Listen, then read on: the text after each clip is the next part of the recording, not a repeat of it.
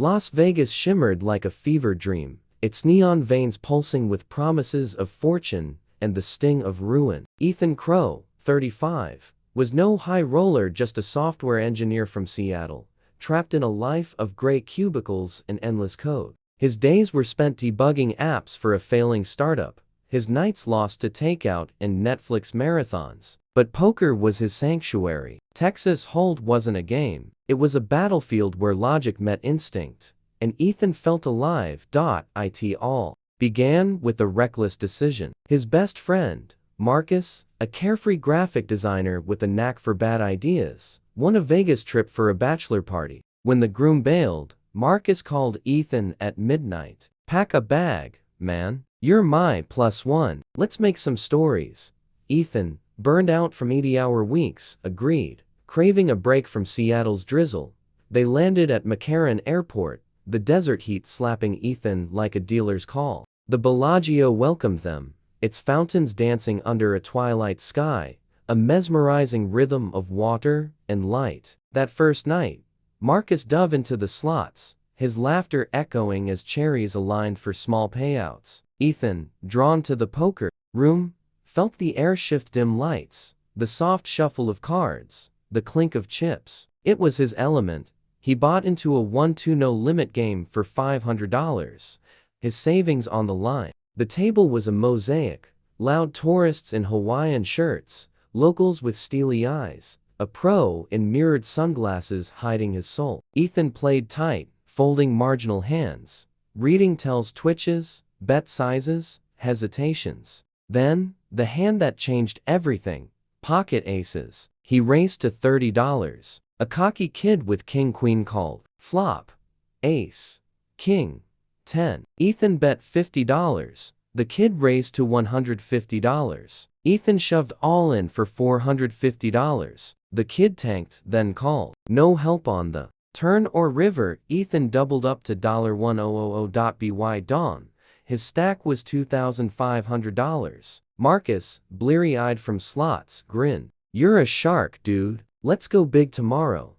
Ethan's pulse raced, not just from the win, but the feeling of control in a world of chance. The next day, they entered a World Series of Poker satellite tournament at the Rio. Buy-in, $1,000, a month's rent. Ethan hesitated, but Marcus split the cost. "Invest in your talent," he said, clapping Ethan's shoulder. The tournament was a crucible, 300 players, hours of grinding focus. Ethan navigated early rounds, folding trash, stealing blinds with calculated aggression. At the final table, short stacked with 10,000 chips, he shoved ace-king against pocket tens. The board teased a blank flop, a blank turn, then an ace on the river. He doubled up, the crowd murmuring, "Heads up." His pocket queens faced Jack-10 suited. The board ran clean. Ethan won the $10,000 SOP main event seat. Exhilaration flooded him. The main event was poker's Super Bowl, with millions on the line. Marcus whooped, but Ethan's mind was already on the tables, his heart pounding with possibility. The Gambit had begun, but Vegas had more in store. The SOP main event kicked off a week later. The Rio's Amazon room was a sea of green felt, buzzing with 8,000 players. The prize pool swelled to $80 million. First place a life-altering $10 million.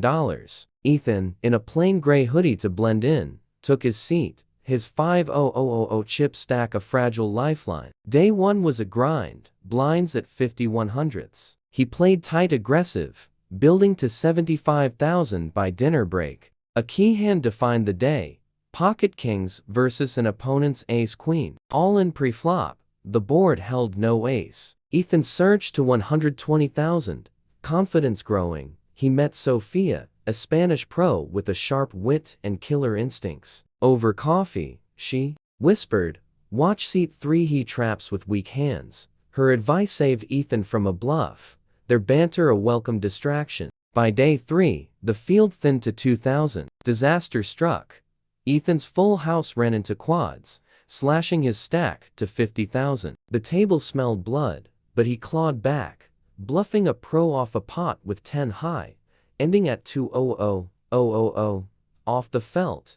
Vegas, was a siren. Marcus dragged him to clubs, neon lights pulsing like heartbeats. At a bar, Ethan met Amelia, a journalist covering the SOP. Her blue eyes sparkled with curiosity. Over whiskey, Ethan shared his love for poker's logic, a counterpoint to his chaotic life. Amelia, working on a book about gambler psyches, listened intently. "You're not just playing cards," she said. "You're rewriting your story." Their hands brushed, a spark igniting.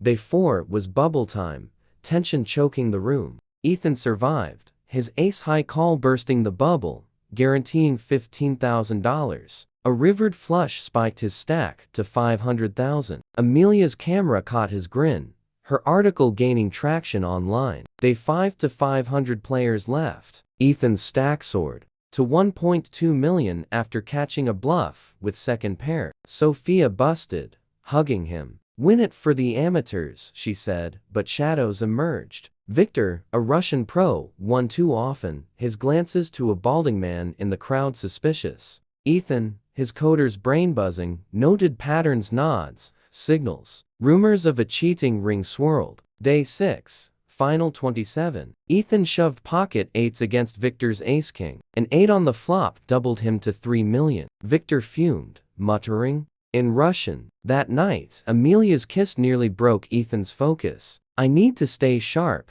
he said, pulling back. She nodded, promising support. Day 7. The final table bubble loomed. Ethan eliminated 2 pros, his stack hitting 8 million. The bubble burst. He was in the November 9, guaranteed $1 million. Marcus tackled him. Amelia's hug lingered, but Viktor made the table, his cold eyes a warning. Ethan's gambit was far from over. The 4-month break was torture and salvation. Ethan quit his job, renting a Vegas condo to train. He hired Phil, a grizzled SOP veteran, as a coach. Phil drilled him on ranges, ICM, and mental resilience. "You're not just playing cards," he said. "You're playing people." Amelia's visits were sunlight Seattle coffee shops, market strolls, shared dreams. Her article draft, "The Codebreaker's Bet," wove Ethan's journey with insight. "Poker's your code," she wrote, cracking life's chaos. But Viktor haunted him. Online forums buzzed with cheating allegation signals, maybe tech. Ethan contacted a busted player, who hinted at Viktor's team. In Vegas, Ethan spied Viktor at a high roller game, the balding man nodding subtly. He filmed discreetly, sharing it with SOP officials, who promised vigilance, but cited legal limits. Ethan's paranoia spiked. The final table wasn't just a game, it was a war. The final table loomed, a thunderdome of lights and cameras. Ethan, in seat 5 with 25 million chips, felt the weight of $10 million and the bracelet. Viktor, seat 2 with 30 million, exuded menace. Lena, German prodigy, was a wild card. Blinds at 200k 400k, squeezed them. Ethan folded early trash, studying Viktor's aggressive raises and the balding man's nods in the crowd. Hand 10. Ethan's ace-queen suited. He raised to 1 million. Viktor 3-bet to 3 million. Ethan called. Flop, queen, 10. For rainbow. Viktor bet 2 million. Ethan raised to 6 million. Viktor tanked, glancing at the crowd, then folded. Ethan's stack grew, confidence surging. He whispered to a floorman about the signals. Security tightened. By hour 3, 2 players busted. Ethan hit 30 million. Viktor dropped to 25 million. A pivotal clash. Ethan's pocket jacks versus Viktor's ace-king. Flop. Jack high. Ethan bet. Viktor shoved. Ethan called, board held. Viktor plummeted to 5 million. Ethan soared to 45 million. Amelia's smile from the crowd was fuel. Marcus's sign read, "Codebreaker." Viktor busted in 7th, cursing in Russian. Ethan exhaled, cheater down. But Lena's stack rose to 40 million. Her blonde braid swaying as she calculated. Break time. Amelia's touch grounded him. "You're exposing him," she said. Ethan nodded, but worry lingered. Viktor's team might retaliate. 4 players left. Ethan's stack teetered at 48 million. Lena at 55 million. Hand 50. Ethan's king-queen offsuit. He raised. Lena called. Flop.